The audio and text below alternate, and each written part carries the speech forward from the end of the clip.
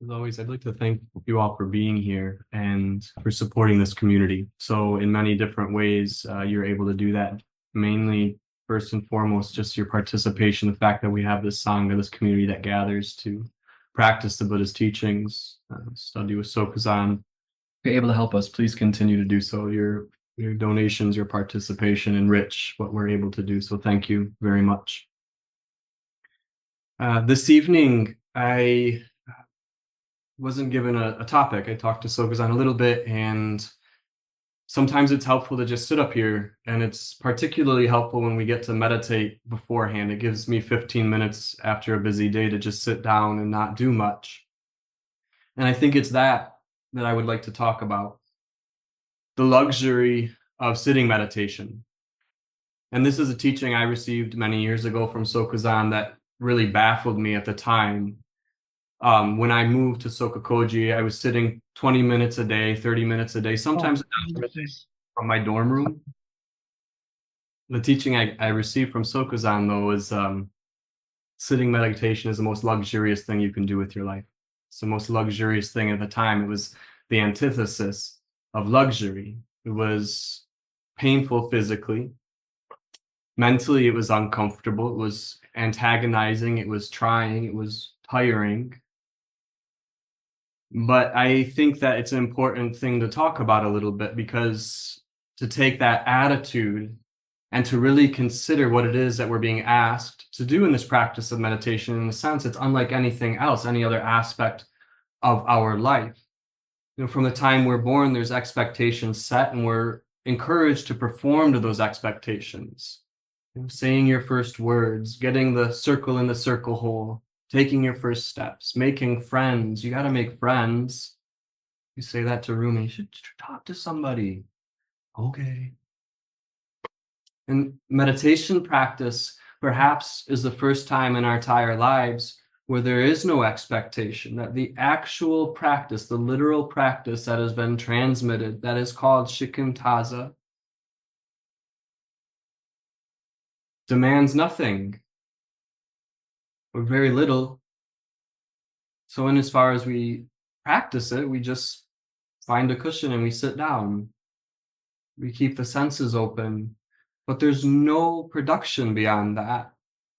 There's no demand to accomplish meditation. So the content of meditation may never be luxurious. We're not talking about luxury like fluffy pillows and 70-degree weather with 50% humidity and the sun is out. So the luxury of meditation, just like the luxury of our world, may never be the content. We may never live in a luxurious world that caters to our preferences and impulses. But as a practice, a formal practice of meditation, the luxury is that we have an opportunity to not be anybody and to not do anything, and that does not require the presence or the absence of anything to show up or go away. And if nothing else, after listening to, if you've been around for a while, literally thousands of hours of Sokuzan talk, thousands and thousands of hours of listening to Sokuzan talk, it is the simple instruction to sit down that we're returned to. And as we sit down to practice, there's an aspect that's really frightening. So the luxury, again, is not content, because the initial situation feels quite threatening, because we can become overwhelmed by thoughts. We can become overwhelmed by emotions. We can see ourselves spinning elaborate stories that get us wound up tighter and tighter until we feel like we have to do something. But the teaching of the luxury of sitting, if we can couple it with the teaching of not knowing, that when you sit down, you don't actually have to know what you're doing. It doesn't have to process intellectually as like, I know I'm doing the right thing because I know this practice is valuable because. That we just sit, as Kodo Sawaki Roshi said, you sit shikantaza for shikantaza's sake. You sit meditation simply for the sake of meditation.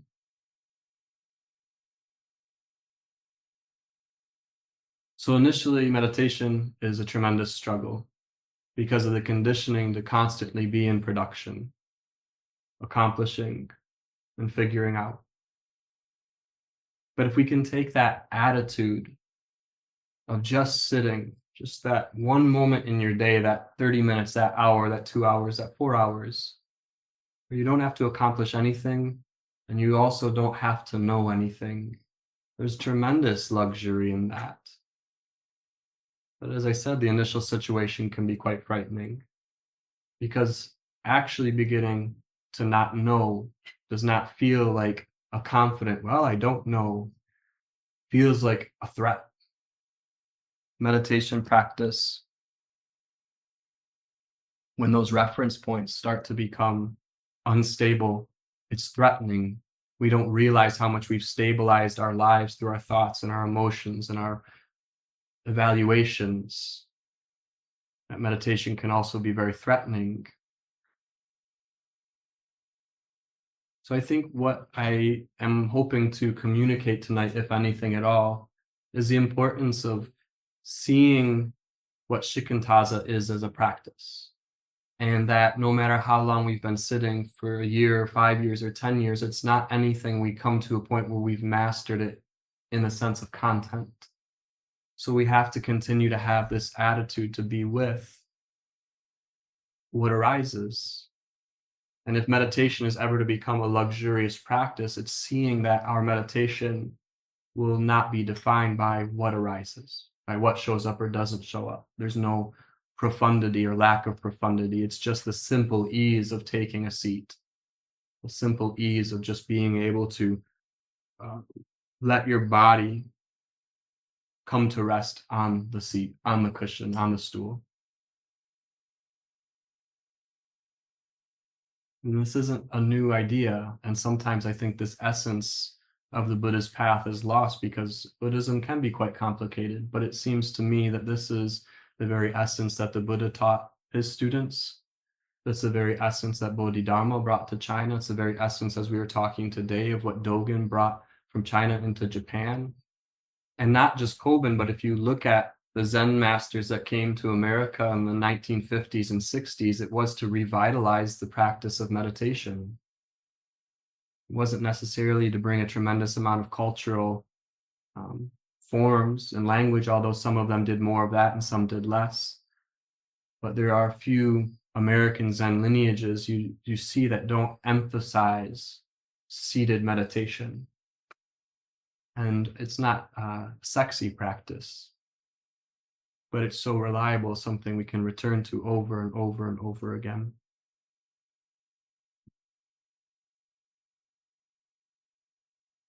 Would be happy to respond to any questions about meditation practice and the luxury that may show up as struggle, difficulty, negativity as we continue to exert ourselves or try to continue our practice of sitting.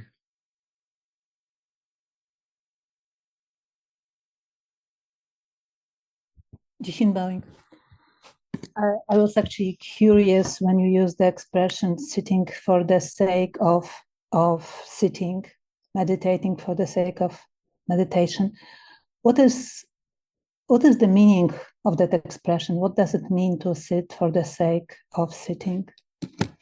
Bowing. I think it cuts into the habitual pattern that everything has to have a meaning and everything has to have a result, that there's some sort of orientation that we have of constantly accomplishing. We rarely do something simply for the sake of doing it. That direct, it's just sitting, it's just standing, it's just walking, it's just lying down. Those are the 4 traditional postures in Buddhism: sitting, standing, walking, lying down. And so I think that it gives us an opportunity to see that in the midst of all of the production that's occurring, there's this simple gesture of just sitting there. I don't think it's all that different from anything SokukoJi teaches, of just receiving, of taking your seat. There's all sorts of ways of expressing it, but I feel like it's encouraging us to see through the baggage of constant production, evaluation, to just relate directly or intimately with what is occurring. This is all aspects of the path. I know this isn't something we can just do. There's not some cultivated directness that we can just come up with, but it feels like sitting meditation approximates that. Dogen would say it is practicing Buddha. Sokuzan has also said that the body approximates the mind. You can't find the mind, you can find the body. So you take a posture that you could say embodies the mind of stillness, upright, symmetrical. Disembowing. Is there a gesture of giving something in that sitting just for the sake of sitting? Bowing. Say there's a tremendous generosity in that we're not interfering with the production that occurs spontaneously. The generosity is when we see that we don't have to stick our hands into everything. So the mind may continue to spin quite erratically and chaotically and painfully even. So the generosity is seeing that our practice is not to get things under control, to modify, to destroy. But that if something is arising, it's very arising is its right to be there. It is inherently valid, not in the sense of being real, but in the sense of it's not your business to modify. And I would say particularly when we sit down to meditate.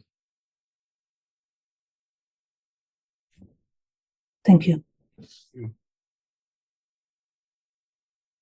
Milka? Ilka bowing. Question from Martin in Latvia. What is the difference between shikantaza and vipassana bowing?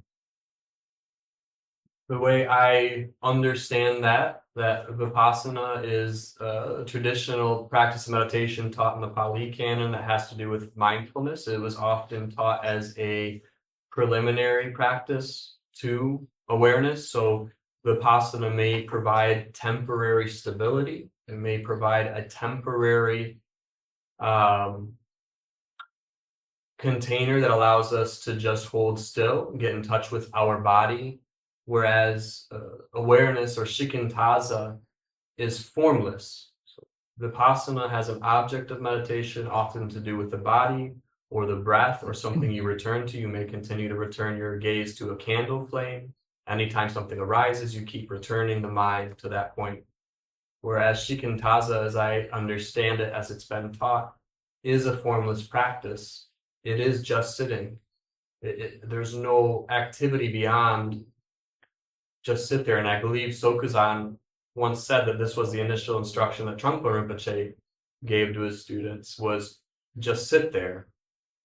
And that's a powerful teaching. And I've even heard recently that some of the other lamas and Tibetan monks were upset with Trungpa at the time because this was an advanced practice. This was not considered a beginner's practice. So the contrast being vipassana, often a very specific point of meditation that you return to. It has the sense of temporary stability, or you can cultivate temporary stability, whereas the shikantaza, you're not looking to stabilize anything. You're not identifying, nor are you rejecting the content that arises.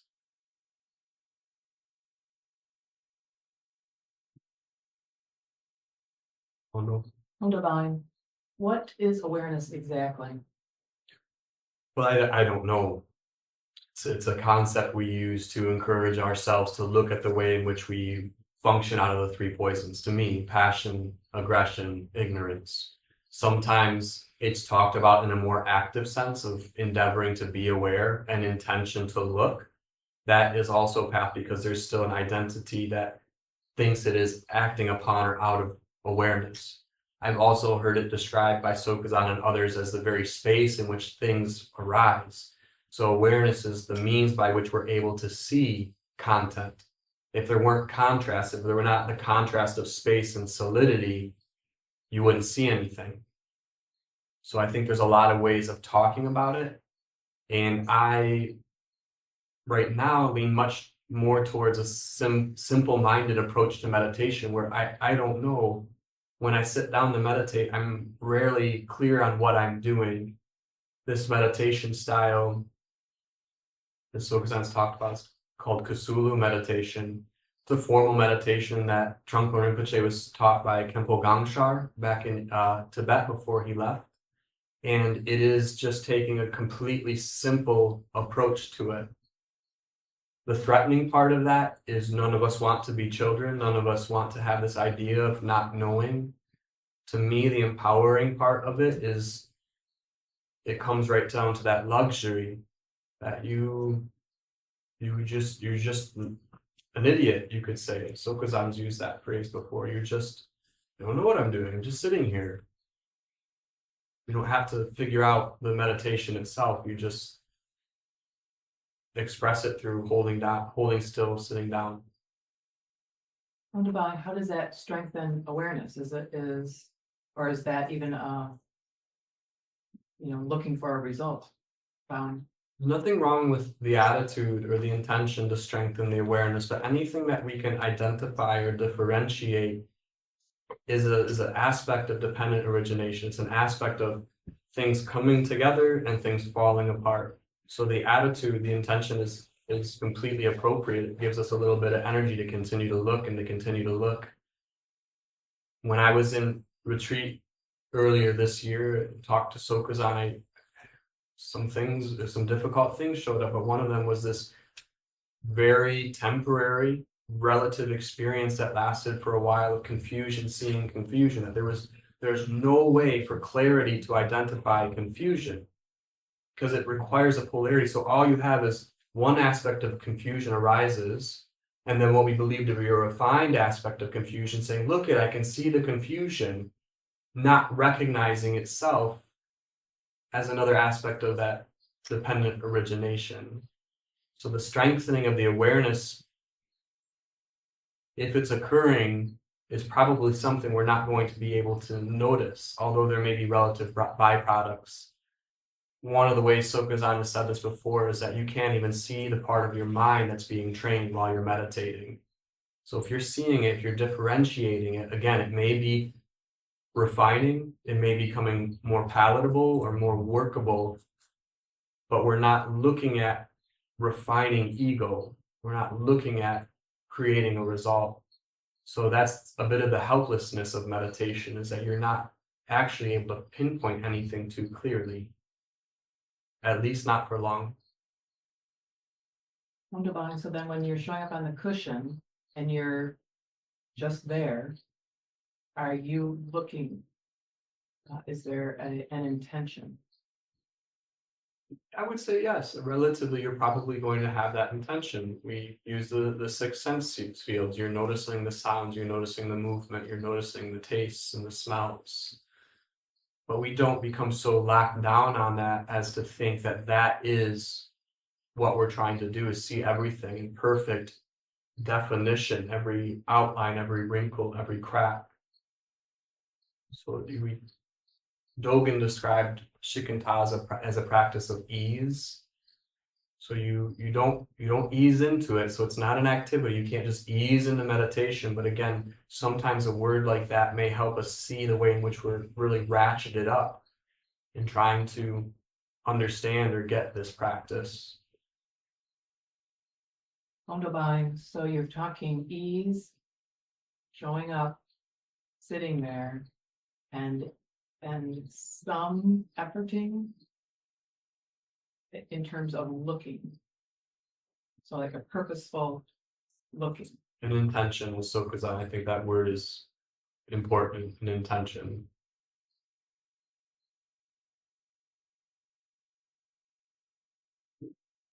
Sokurin. Sokurin bowing.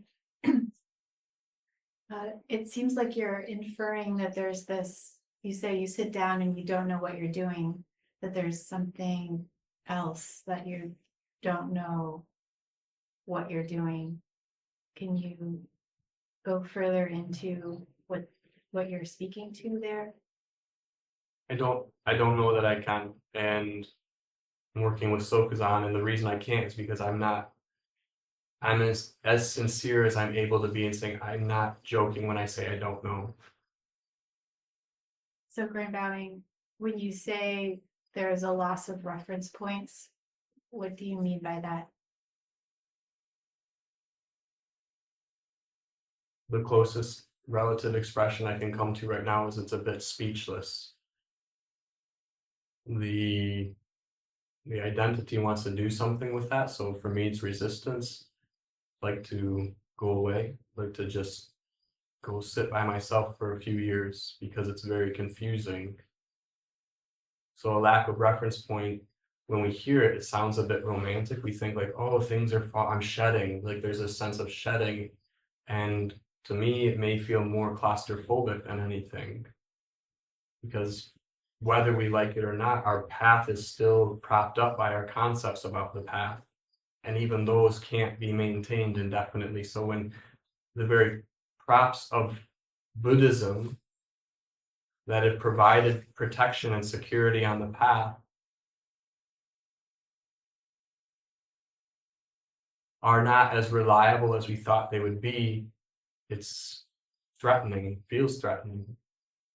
So all we can do is that aspect or that gesture of returning, and even that can't be validated. There's no justification that can be given as to why we just keep coming back to this.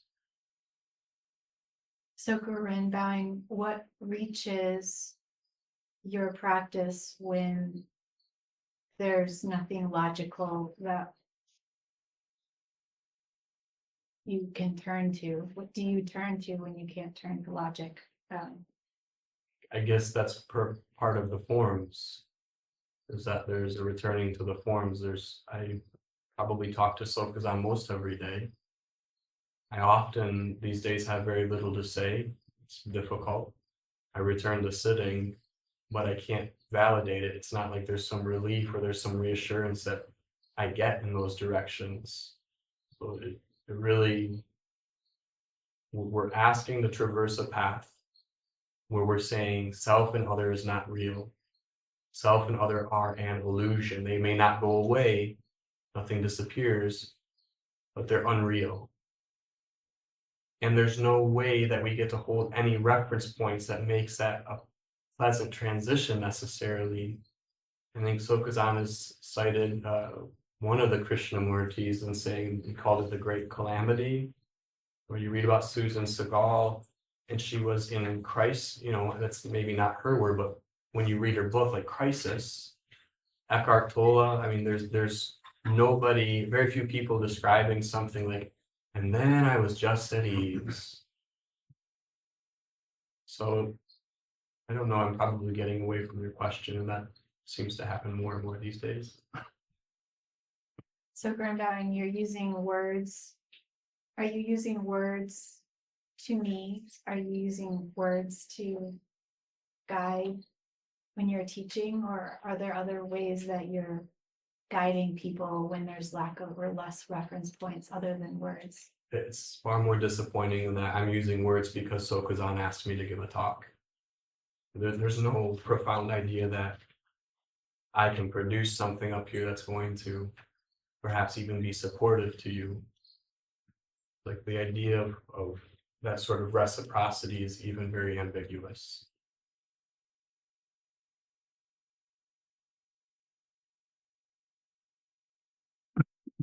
Navid bowing. It's Navid. What is so significant about being aware of what moves during sitting meditation? Bowing. That's a great question. I think it probably can be spoken about in a lot of different ways. One that shows up very clearly is that movement is happening all the time, but it's something we often are unable to see when the body's in movement. We're able to cover it up, or it's not as clear, whereas with the stillness of the body, there's a sharper contrast. And for me, it shows up as seeing how impulsive my relationship to the world is. So that stillness of the body contrasted with the movement of the mind just sees how it shows me how convincing those thoughts are. And I can't imagine I'm unique in thinking that you're sitting there meditating, and before you even think, you're up and going to get a pickle, or you're remembering that you didn't make the bed, or even the spontaneous adjustment of the body because the mind is uncomfortable. And those aren't incorrect, those are to be observed as well, but I think it's only through that stillness initially that we're able to see those impulses. And that's an entire talk that I really recommend if you get a chance to read it, listen to it, that SokukoJi gave, called See the Impulse. And not get rid of the impulse, but see it. So that's why, to me, seeing the movement is important. Maybe bowing. Does it ever lead to anywhere? Bowing. Well, relatively, there may be, byproducts on the path. Yes, things may occur. You may not be as quick to react to the impulse. So yes, but we're not looking to a result of what occurs through seeing the contrast. But yes, it seems that meditating, we may find certain edges softening or not. They may sharpen. We may listen better. We may be less inclined to jump off the cushion as quickly. But that doesn't necessarily indicate what we could equate as progress. Thank you. You.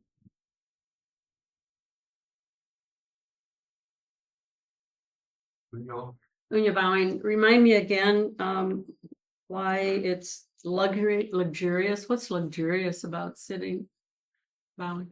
Again, to me, the way I understood that teaching, or the way that continues to show up, is that there's no demand or accomplishment necessary, that it's one of the rare things in our life where we aren't evaluated by our ability to do it or not do it, that the content of the mind may continue in any given direction. And in other situations, we would be asked to get that under control or get it in order or modify it to have some sort of productive outcome. But the luxury is that for one moment, for 1 hour, for 1/2 hour, from whatever, you don't have to be anybody doing anything. You actually just get to sit there, which includes the impulse to be somebody and do something. So it's like nothing needs to be modified. And that's, again, very painful and threatening, I think, initially, but we may find that there's some relief. And I think that might be why a lot of us return to this practice so willingly. We may vacillate in and out.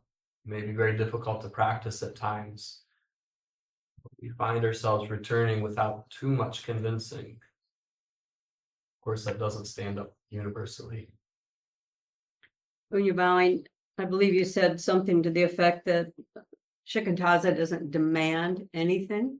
Yes. But I find when I sit, I have expectations and maybe even demand. So Yes. what is the demand?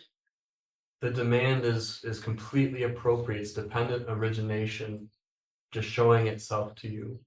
So we're not talking about an absence of demands, but the way you might look at it is that your demand and my demand, I'll use me, my demand, my tantrums, my obstinance in no way interferes with my practice. It does not destroy or derail my practice. We've been talking about the sadhana a lot, and there's that line, I think we like it because it rhymes, good and bad, happy and sad, all thoughts vanish, and emptiness like the imprint of a bird in the sky. So good and bad's there, happy and sad's there, the bird's still flying through the sky, but the sky is unmarked. But shikantaza is unmarked, it's undeterred, by bombers and by clouds and by lightning.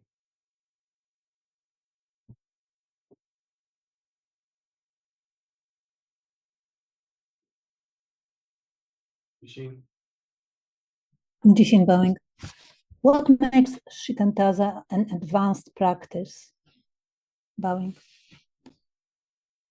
I think it's initially and for a long time, it's an exceedingly difficult practice because it does not give us the traditional type of reference point by which to evaluate our practice. We have a teacher that just keeps saying, return to sitting, return to sitting, return to sitting, just sit there, just receive, just receive, just receive.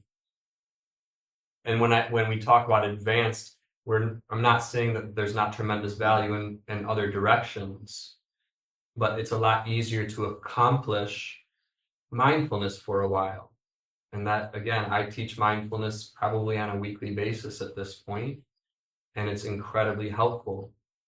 So it provides at least some temporary relief. It'd be much more difficult to tell someone, well, just sit there. So it's an advanced practice in that sense. Thank you, Jishin Bowing. How recent teachings of Sokuzan, who says that when we receive and when we are sitting, we are receiving or not. But he says if we receive, we wouldn't even know that we received. So something is happening, even though nothing is happening, and we are not aware of it.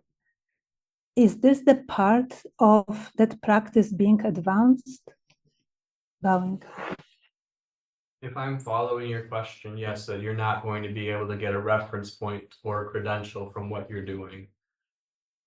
Yes, I would say so. It's disappointing to the identity, to the self.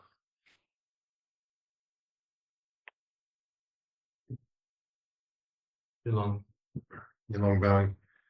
Earlier you spoke about confusion, seeing confusion. In your opinion, just speaking relatively, does confusion have an essence or a defining characteristic? What makes confusion confusion? Again, I'm very happy you said, what is your opinion? Because that's probably all this is to me. A delineation that's believed in. If you actually believe in the boundary that you create, the delineation of identity or separation. And again, it's not that,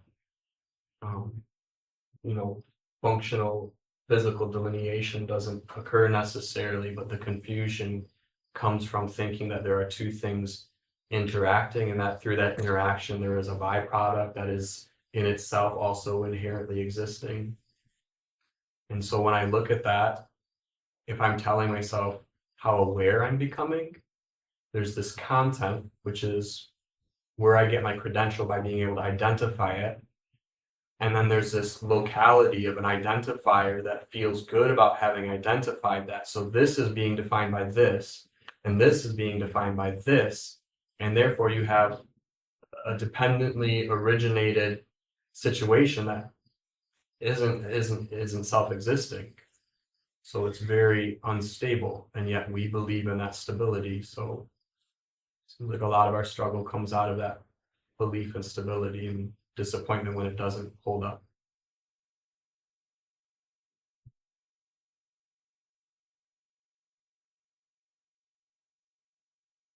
Milka? Milka Bowing, question from Ath in the UK. How to motivate ourselves to sit when there's an intense fear of an upcoming deadline that demands taking action to alleviate pain? It's kind of ambiguous, and I would say maybe you just need to get your deadline done.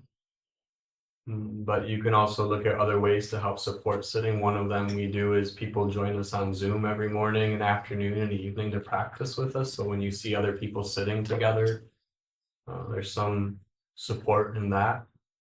And obviously finding a teacher that you have good communication with that you can relate to get you some encouragement. So Buddha, Dharma, Sangha teacher, utilizing those four refuges.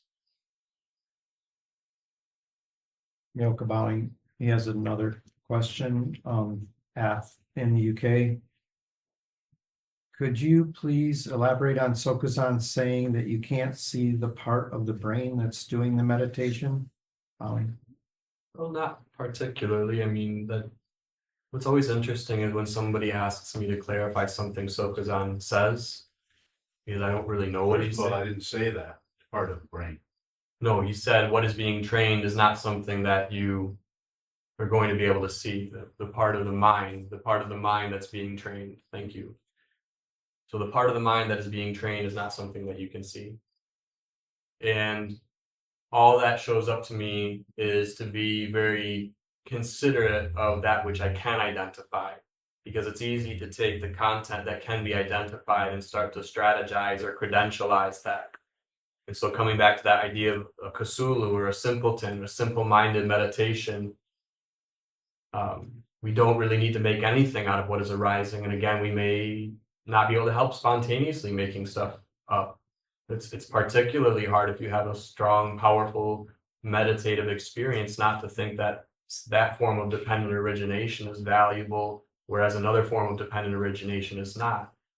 So I think it comes back to not really being able to find any reference point in our practice other than the body holding still, senses open and receiving.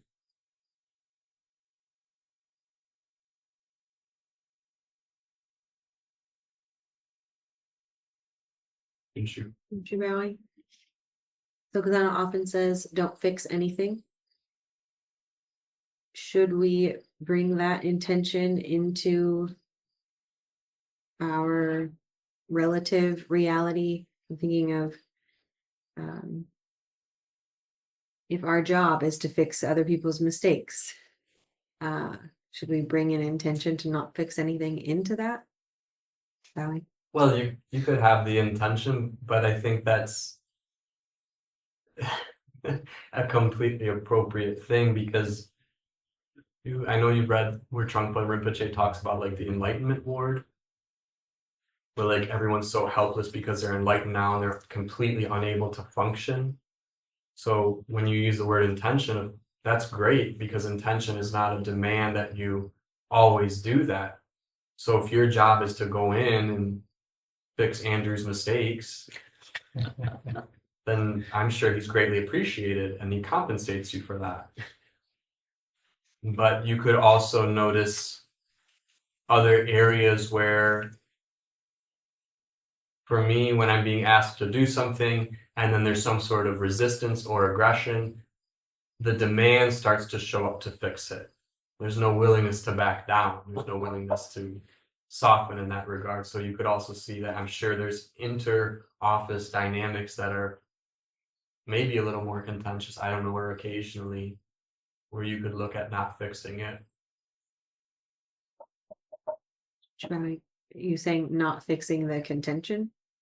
Yeah, like your job is to fix something, and somebody comes in and tells you you're wrong or you shouldn't, and you say, no, this is my job, I know what I'm doing. That might be the area where you could look at the demand that comes in, the righteousness of knowing how to do it correctly. It's very hard. I can't tell you how many times Sokuzan has told me, just let it fall apart. Just doesn't matter. Doesn't matter if it happens. It's okay. It's okay. And that's very difficult. But I'm trying to get ready for Jukai and this person's not doing this, or we're trying to have this ceremony.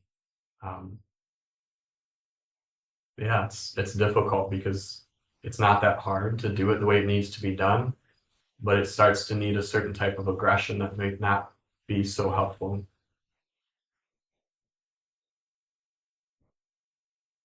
One of those areas when Sokuzan started asking for my talks to go on YouTube, say maybe 1 out of the first 6 actually made it on. That was difficult because I can see on the screen it's streaming right now, and then I'd be sitting down, I'd start my talk and it's not there. Where people are skittering around fixing things. Pretty irritating, but that's still my irritation.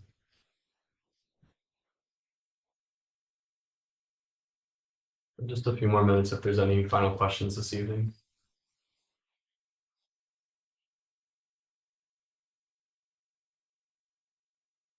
I don't think, oh, go ahead, Adriana.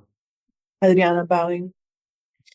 If we can experience a pretty intense emotion while sitting, is my intention to sit there with it until it dissipates? Bowing. It's really going to depend. There may be times where that would be completely appropriate, and there may be times where it would be better to get up and give yourself a break. And I don't know that I could give you any guidelines other than if you get up, then you know you needed to get up.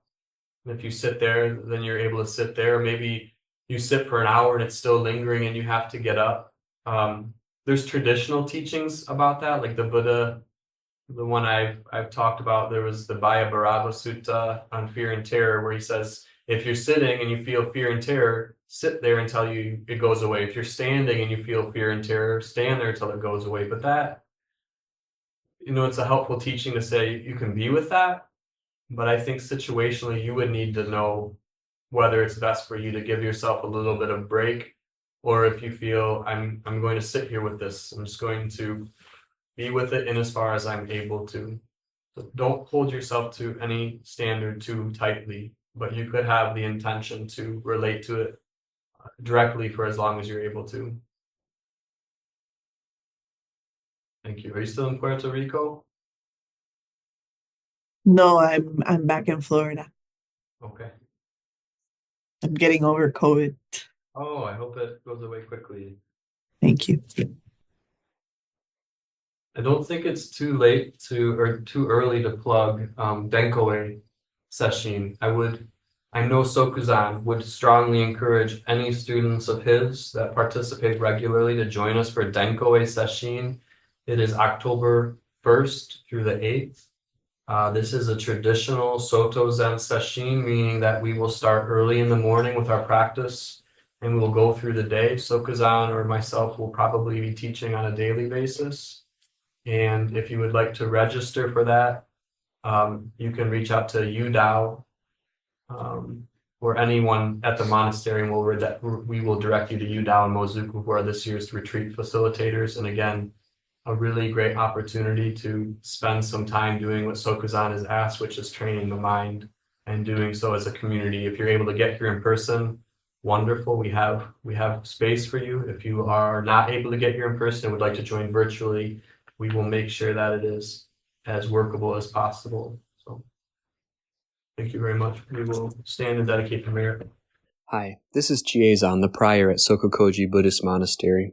If you value these talks and would like them to continue, please visit our donate page at www.sokukoji.org. Thank you.